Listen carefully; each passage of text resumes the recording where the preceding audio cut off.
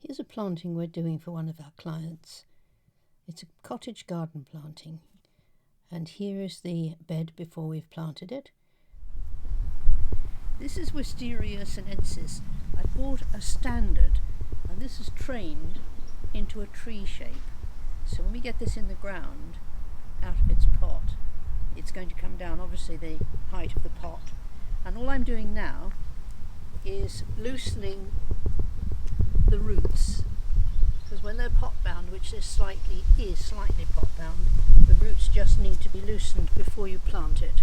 And in the hole that we've dug, we put water and farmyard manure and chicken pellets. And this soil has been well dug. It's a good soil, so it doesn't need too much work doing to it. Here's the bed.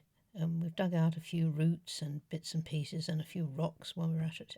We've added farmyard manure, well rotted, and some soil conditioner, which is a peat-free conditioner, which is good for the soil, and also some fish blood and bone and poultry manure.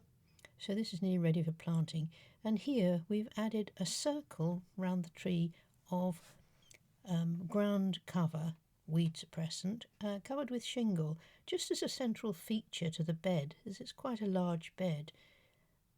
And that's a soaker hose you can see running there on the tree. We got that going pretty quickly once the tree was planted. These soaker hoses are very useful.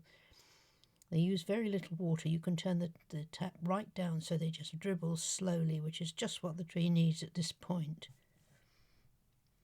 And here are the plants being brought out ready for planting and placing on the bed. So now the plants are all placed where we want to plant them. I change them around a little bit before I decide to plant, and also while I'm planting. And here's the bed with the plants in the correct position. And here we are when they're planted. These will grow quite fast now. So we've got pennisetum, we've got astilbes, phlox, what else have I got in here? Verbena, and some nice phlox and smaller verbena there, some penstemons, some osteospermum, which are not terribly hardy, but they're so pretty at this time of the year I can't resist them. So the bed's beginning to look nice. Now we need to apply the mulch. We use a good standard mulch, something that's peat-free. And here's the bed when it's finished. Very pleased with this one.